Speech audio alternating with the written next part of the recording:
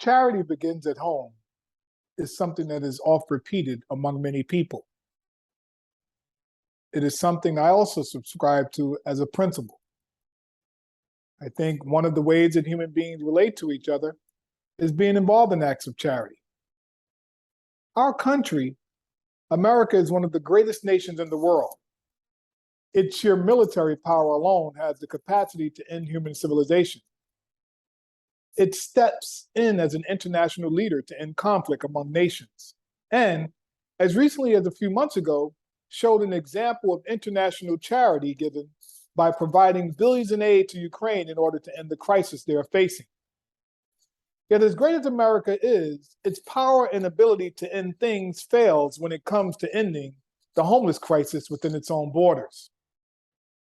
According to the 2021 Annual Homelessness Assessment Report, Part 1 to Congress, that was released by the U.S. Housing and Urban Development, on a single night in 2021, more than 326,000 people were experiencing sheltered homelessness in the United States.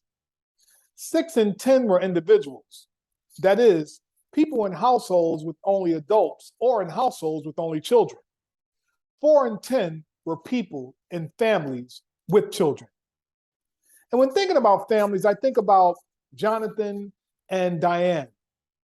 Jonathan and Diane, each of whom are 28 and 27 respectively, have a small child that they're raising. Jonathan and his partner, they have been homeless for 3 years.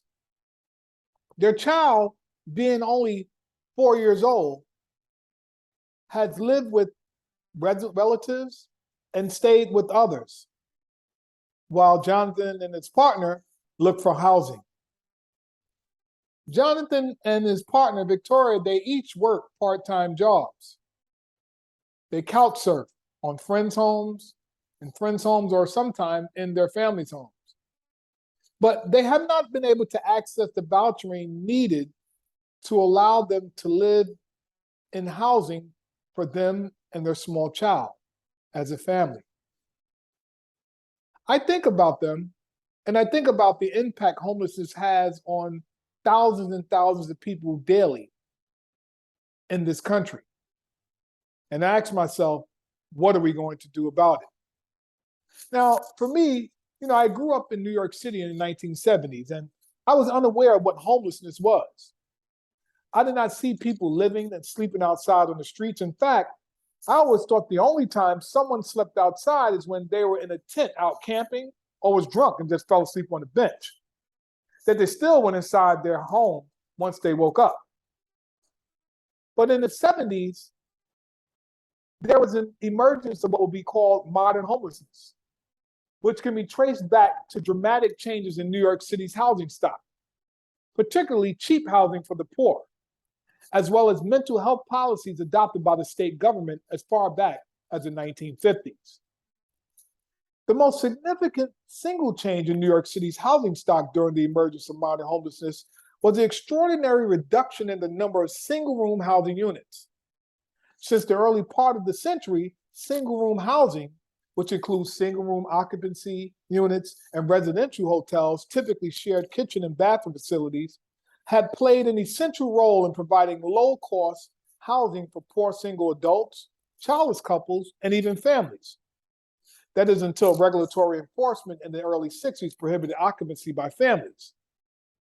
In the decades following World War II, single-room housing continued to be a vital and relatively plentiful source of cheap housing in New York City. In 1960, by one measure, there were approximately 129,000 single-room housing units citywide. And by the 1970s, single-room housing had become the housing of last resort for poor single adults, many of whom were disabled, elderly, people having addictions, or they were formerly incarcerated. So today, New York City is made up of more than 8.3 million people, nearly half of whom, that's 1 in every 106, is homeless. That's nearly 80,000 men, women, and children. And every night, nearly 2,400 people sleep on the street, in the subway system, or in other public spaces. Now, when I think about Jonathan and his wife or his partner and their small child, I think about the 8.3 million people in New York City, and I think about half of whom, like 1 in 106, is homeless, and that is them. And I think about all the other families that need support with addressing this crisis in housing in New York City in particular, but also nationally. So there must be an intentional, genuine, and selfless collaboration between every city's executive leader in the United States, that the mayor, and city housing agencies, elected officials, housing developers, realtors, and service providers to create housing resources to end the homelessness crisis in New York City and nationally. Now, this process to create housing resources must also be informed by the voices of those directly impacted by homelessness, like Jonathan, like Victoria, and other families and individuals who need housing and are currently homeless. In addition, it has to be fully supported by the executive of every state in the country, that's the governors, and ultimately the executive of the country, which is the president of our United States. Charity begins at home is a popular saying, and ending the homelessness crisis in New York City and the country is one of the greatest acts of charity this country can give. Please join me in amplifying the need to end homelessness in our country. Thank you.